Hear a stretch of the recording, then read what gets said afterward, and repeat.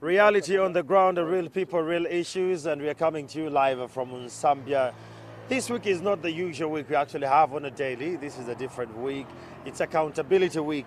And in accountability, the accountability sector is concerned with mobilization, management, accounting for utilization of public resources to facilitate the delivery of quality and equitable services. So today we come down to the ground. Okubuza omuntu waffe owawansi. Is government really doing quite enough job with regards to service delivery? And today I'm here with Mwami Chigozi. Mwami Chigozi, Endisebo. Yeah. Namba mujeba. Kali. Zambia ali atya. Zambia sawa izi simubi okujjako. Problem je tuyina mu ya gamba kwongera mugundi effort y'amaanyi gamba mu baana. Njaga twogere ku accountability obembalira ya government. Gwengo munansi government efuddeyo ku nsaasanya yayo okulaba nti etuuka ku ground ku muntu gwengo wa wansi okulaba nti ofuna service ennungi. Government efuddeyo gamba beefayo okujja okulaba nga esobola okuteekamu abantu ssente naye nga ate bwe bebateekamu eteeka okuba nga elondoola wetadde akasente naye bwe baterondodde tulaba tuyinza obutafunamu. Wano ab'ensambya ekyasinze okundeeta ano pulezidenti waffe Museveni yagamba nti ab'ensambya mwe musinzo mwe mwalyanga abaami mu ssaako ze yasooka okuwa ssente. Pulojekiti eyo yafaayo okugirondoola okukka wansi n'okulaba nti etambula bulungi. Ffe twasanyuka nnyo pulezidenti bwe yatuleetera sako n'ebyuma ffe nga bansakada kuba eri nsakajja. Ebyuma bikola bitya ennaku? Ebyuma ebyo sijja kulimba byuma complaininga ate tumanyi ngeri gye bikolamu ffe abansakada abaana bakomplaininga babaseera bintu bwe bityo kwegamba. Naye tugende mpola njagala onjawuliremu na sakada ne sakajja yenjawulo eriwo. Akati eno sakada yatandika 2010. Yakatandika mwaka gumu kati eno nsakada bali bannaffe baddira nsakajja ne bajjako dda ne bakola nsakajja okwefaananyiriza ekibiina ekya nsakada kati yenjawulo eriwo eno nsakada eri nsakajja. President sente yali alina ziwa mmwe. Ekikulu ekituufu ekiriwo nsakada myaka 10 nga tutambuza pepo okuva mu State House yonna bya Ruhango okuva wonna eno yensakada entuufu yali erina okuba ne pepo ezo. Government ekkanga kulaba mbeera eno bwetambula embalirira babawa ssente nno nnyingi. Government tefangayo okujja tewali bakulembeze bafuddeyo okujja kulaba nti bagamba ssente zino ebaazissa zikola ekyo kyennyini kye baaziwa. Weeks ndoze ziwedde mabega 2 waliwo olukuŋŋaana wano wennyini naffe abansagada kyatukwatako tetwakola nti oba ono mujjawo ne tugenda mu lukuŋŋaana tulabe ki ekiriwo. Abaami bava mu State House ne gondi ne RCC ne batandika obbasomeramu embalirira biki ebikwatagana n'ebizimbe ne sako bava nga babagambye mwesootingi abakulu ababikulira beesootingi kweganga ebintu bye bayogera tebikwatagana bulungi na sako n'empapula ze bali bataddeyo okugeza ng'omuntu n'akugamba muzeeyi yatuwa ebyuma myaka 2 naye okugenda okukakana nga akugamba myaka 2 akoze mitwalo 9 then kiba kyewuunyisa ng'ate n'owa bodaboda ayinza okukola 9 oba emu 8 mu myaka 2 yavaawo ng'ebintu ebyo tebikwata y'abaana muba traininga kino kyate tutunuulira mbalirira kubanga bateeka ssente bagamba tutaddeyo ssente bweziti tugenda kusaasanya bweziti tugenda traininga abaana bwetuti. Currently omukulembeze agamba mwaka traininga abaana 241. Ndowooza kiri eyo ku sayidi y'abannaffe kyesimanyi bulungi yo naye nze wendaba ndowooza ku traininga naye ndowooza nga ku traininga balabika bakola nga ndowooza bwe traininga naye nga training at the moment ffe wano we tuli tugenda mu training kubanga private sector yamala okutukolera ku bya ssente ez'okutraininga abaana bagenda zituwa mu phase 3 traininga buli kimu batraininga bye baagala naye nze training yabo sigimanyi sigitegeera. Kyanywa nawe Mwami Chigozi, please come closer. Good morning, Yabo. Good morning, sir. Nice to meet you. Your name, please? My name is Yvonne Munabi. I work with Uganda Investment Authority, and we created the Zambia Carpenters Cluster, which created the Zambia Carpentry Crafts and Development Association, which is their driving company through which they do business with other agencies of government and the private sector. Absolutely. Let's look at accountability. I won't go into service delivery, Kwanzaa, but let's first look at accountability. Ugandans find it very hard, it's tedious for them to start investing in the country. Some of them say, why do you think there is this kind of mindset now that you're an investment authority? I think the mindset has been influenced by the media that has defined an investor as a foreign person who has to come from somewhere else to bring foreign money into the country. But the truth of the matter is, anybody who saves their money and puts it into an activity with the hope of earning a return is an investor. The volumes may differ, but the whole process still remains and defines you as an investor. Actually, when we look at our records, Ugandans are the highest investors in terms of volume and numbers, and they have maintained this record over the years. The investors who come from other countries don't do so as much as the Ugandans do. And remember, our country is one of the most highly entrepreneurial nations, so investment is one of the major activities that we carry out here. Let's look at accountability. Like he said, the president gave money. We have one that is of government, we have one that is privately owned. The one that was actually given by government seems to be a little more expensive than the one that is actually private. What do you make of service delivery and the way we are giving out money in this country? Well, I wouldn't say too much, but of course there's a lot that needs to be desired, because if the private individual claims that someone else used their documents to access money from government, it becomes unfortunate. But ideally there should be systems where we should be able to track and link our investors to the different services. We have worked with Zakada for very many years. We also noticed that amongst our investors, one of the major challenges is that there is more competition than complementarity. That's why you find that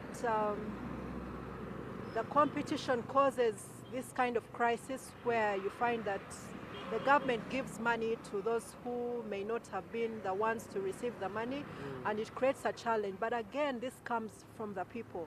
They create the conflict, and as a government official, you might not have all the information necessary to be able to make a proper decision. So ideally, the population also should be honest and truthful, and also provide honest information to enable the government official to be able to come up with the right decision. Absolutely.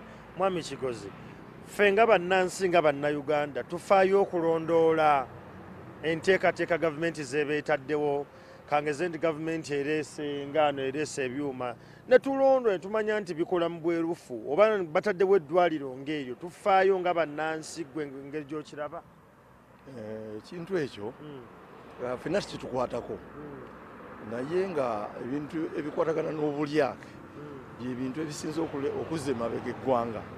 Kati ng'omwami oyo gwe baleetera ebyuma, nze siyingira nga waawo infact, naye nga omukulembeze w'eggwanga twasanyuka nnyo ne tumwaniriza bulungi, naye bakunnyonnyola nti ebyuma biri ku sekinoomu, omuntu okozesa ebyuma nga tebategera akawunta. Twafaayo okwekubira enduulu okulaba nti tufuna kwegamba empende entuufu. Ekyo ekintu twakikolako wa mukyala minisita Nakiwala nga tulina ettiimu yange teriiwo, ne tugenda ne tukuwandiika n'ebbaluwa ebikwatagana ku gurawundi, ajja alaba ekiri ku gurawundi. Muzeeyi we yaleeta ebintu byeyawa abavubuka ba youth. Mukyala Nakiwala ebintu ebyo byonna bimanyi, yajjako wano okutusootinga, tukola n'olukuŋŋaana nga naawako n'oyo omwami yali amaze okutuseetinga ng'agenda na China. Tamanyi yali amuwaddeko, bamuwaayo tikiti okugenda e China. Kati ebintu ebyo mukyala Nakiwala gwe twali, minisita Nakiwala gwe twali tubirekedde biri mu buwandiike, twagenda ne bannaffe. Katwogere ku nsonga y'okubeera nga tutwala value okugyongerako, engeri gye tukola ebibajje byaffe, enkuba n'eringa etandika, engeri gye tukolamu ebibajje byaffe eri ku mulembe tusobola okompitinga obulungi omanyi waliwo okukuwa ssente naye ng'ate gwe twapugradinze ng'omuntu ati ebibajja ebyaffe wano tebiri ku mulembe kati kankunnyonnyolemu kino munaasonyuwamu kino ne mukyala Yvonne kuba tica waffe ffe bwe twali tukola nga bakulu bano batutraininga cluster kola emikwano n'abantu ffe twali tusooka okunoonya kye bayita ettaka we tukolera then tuyokwe tuzzeko masiini ez'omulembe kati masiini ez'omulembe zibeera nti oba nga waliwo zino eziri computerized masiini n'ogiteekamu ng'evaamu ekintu oba engalo nga zivaamu nga zikikola ki zenkana so tusobole okukopitinga n'abachina tugyewo zino boodi zebakola ki zebaleeta zebakuba obukulu bwe tuba tukoze furniture omulungi nsuubira bana abasajja baleeta boodi fate nsuubira gye bujja abaana babakoze use tuba tuzzayo buza ki China for instance tuyina abaana wano munnaffe lwakuba tyasobodde kubaawo yagendako China n'aleeta rapping yaleeta ne masiini ezikubya ddala zino entebe za rapping wano ensembe tuyina abaana abarapinga so we tunaaba tutaddemu abaana ne basetinga bulungi okubakolera bulungi nga barapinga ebintu ezo entebe za China tebajja kuddayo kuzino Uganda Investment Authority, why are we not competing enough? Why are we still lacking with regards to competition? There are several reasons why we are not very competitive. Some have to do with the people and others have to do with the environment. When we look at the people, their skills exist, but they need some fine-tuning, and this fine-tuning needs to be supported with modern machinery, which is available but probably not accessible to them. That's why you find that, yes, we lump it up as the lack of skills, but it's not lack of skills per se, but fine-tuning of the skills that are already available, because they have the basic knowledge, but it's how to fine-tune it to make it appropriate. The other is that in our environment, it's not just a matter of knowing how to make a chair or furniture. We need to look at other things. For example, what's the cost of the electricity to run the machines? If electricity is very expensive, it makes them fail to actually use the machines which are necessary to improve the quality of the products that they may have to put on the market. Also, when you look at other things like the taxes, if the taxes are high, resulting in higher costs, say like of fuel, it runs down to a higher cost of transport, meaning that they would not be able to reach as many markets or as many sources of raw materials, which also presents a major challenge. And then when you look at it on the other side of it, if they create expensive products, can the customers afford them? Remember, the customer also has a limited income that they need to be able to spend on whatever is available. So you find that there are many things that are crippling our businesses from within and from outside. As Uganda Investment Authority, what's the way forward? How do we get through this? There are many things we need to do. As people, investors, we need to harness our skills so that whatever you produce is competitive. As a government, we need to improve the environment of business, which we're trying to do, because in improving the environment of business, we shall be able to reduce the cost of production, which will in turn result in a highly competitive product, because costs will have reduced greatly. We also need to negotiate markets within and abroad. We encourage government agencies to buy whatever is manufactured here. Government agencies are not limited to offices, but we're talking schools, we're talking hospitals, we're talking our homes. Let's be patriotic. Let's buy Uganda and build Uganda. Bobo. Yes. Well, there you have it. That is the Bobo. That is the chairman. The chairman jangu tunyumyemu kwano. Hey, ensura kitangi. Yendi mukadde wa. Ono tusonyiwa okukeeza ennyo bwe tuti. Tutunuulire entambuza y'emirimu. Gavumenti omukulembeze alina kyakola ennaku zino. Atambula ne bbaasa ng'agenda awa abantu ssente ez'enjawulo. Ensaasaanya y'essente mu ggwanga muno oli mu matevu nayo ng'egye zitambulamu bwe zito. Nga pulezidenti takola kibi kuba ekyo kimukakatako okuba nti alabirira abantu byaba wansi. Naye emikono gwe ssente mwe zituukira gy'emikyamu. Ssente bwe waziteeka wakyamu okuva ddala waggulu mu State House awo abamuddirirawo si batuufu. Kubanga ekigenda kya muzeeyi kirala ate nabo bali ku kirala. Kati ogenda okwekanga nga ku ssente gye zibasinze ku ground tezikoledde bantu. Tezituuse. Tutunuulire ku by'obulamu. kozi mwami Kigoza annyonnyodde nnyo ku kyuma kiri tukitegedde nnyo tulinde ku byobulamu oli mumativu n'engeri egy'obulamu ebyobulamu gye bitambulamu mu ggwanga wano naddala mu nsaasaanya nsaasaanya ya ssente ku byobulamu ebyobulamu nze mmanyi nti nga pulezidenti tayinza kukolako nsobi naye obuzibu era nga benkugambye nti ye bwamala okukimanya nti ekyo kyetaagisa okuba nga bakigenda mu bantu naye no gye kigendera gye kiggwera abantu baluvu eddagala wekanga eddagala kati ng'eddagala baliteetedde bantu kugira ki olisanga mu magundi g'abantu ga bwannannyini kakati olwo ekigendera kya pulezidenti kiba nga kigize eki kifudde naye nga ayinza kitereeza tuyinza tutya okulaba nti omuntu embalirira eno efuluma nga bw'erina okubeera omuntu nga bwe baba bamuwadde ssente bayinza n'omussa ku mbeera enzibu nannyonnyola we yatadde ssente ndi musanyufu nnyo luno juzi nafuna omukisa ne banjita mu lukuŋŋaana pulezidenti bwe yasinkanamu abachina naliyo mukadde wange nayitibwa officially emphasis yali nti abantu bonna abo abenyigidde mu kulya enguzi agenda kufaafagana nabo kubanga yatuuka ne ku excent egamba omuchina ambasada namugaa nti bw'olabanga waliyo omuntu atulugunya abantu baffe nga basaba kyayi kidogo don't hesitate ntegeeza tubakoleko omukulembeze bw'agamba sebo kati goloza tukikole tukyaffe ng'abantu ba wansi naffe tutandike kulabisa bava ggulu tubalabise bulabisa ekyo kirimu obulabe bw'amaanyi kubanga kakati bona oli bw'abanga alidde enguzi ye n'akulondola bulungi nti gwe omuliko ajja kukuba essasi emundu kati za jjenjeero zatwetoolodde so oteeka okuba omwegendereza n'okola ebikwatako essebo olowooza tugamba tukole ebitukwatako ne tutadimandinga abo bennyini abalina otuwa embalirira tuba tetwesudde mu matanga ekibuuzo kyombuuza kikulu nnyo kubanga embalirira yeekolebwa buli mwaka buli section bagiwa ssente zaayo zeneekozesa naye weekanga bwekanzi nti ssente zebagabye mu bitongole ebyo tezituuse kakati ngaffe omuntu wa wansi kati nga nze chairman Musisi siraba wawentuukirira kubanga nze siri ku muntu abagira abantu nti mujje twekalakaase olw'okuba kino na kino kuba okwekalakaasa kuzza eggwanga emabega abakulembeze abalala bafuddeyo okujja ne mutema empenda butya we muyinza okufuna embalirira entuufu kati nga ku kyuma ekyo mukulembeze yamanye eno kikola kyamaanyi naye nga temu abakulembeze mu bitundu temufuna kakati ombuuliza ku kyuma ekyuma ekyo kyakatandikawo ebbanga lya mwaka gumu naye kati ng'ekibiina kyenkulembe ekyansakada kimaze ku nsi emyaka 7 kwegambe ye vulugu gwe nagambye nti bali pulezidenti aweereza abantu nga aweereza abantu bebagire kiki naye kati wakati awo wali namujinga bali ne batamanyi olwakuba nti enguzi yajja alidde enguli kakati nze nga nze ekibiina kyenkulembera tulina experience kyetwagala tukimanyi so tetuyinza kujja kukulindiza bintu ebyo ssebo Well, there you have it. Chairman bwatu bayogedde mukulu jangu naawe tunyumyemuko katono ng'enkuba tennatukuba nnyo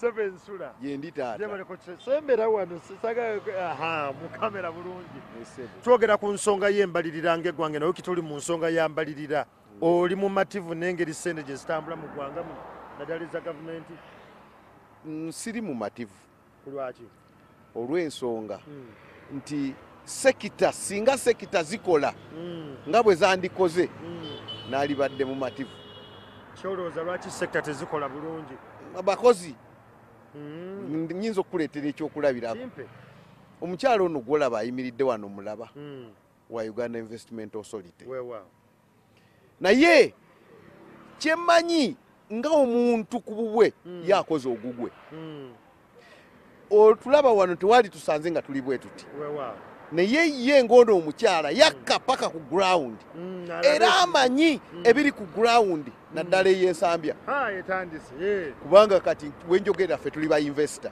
naye embeera yeeyongedde okutabuka wano ku ground enkuba etandise it's actually raining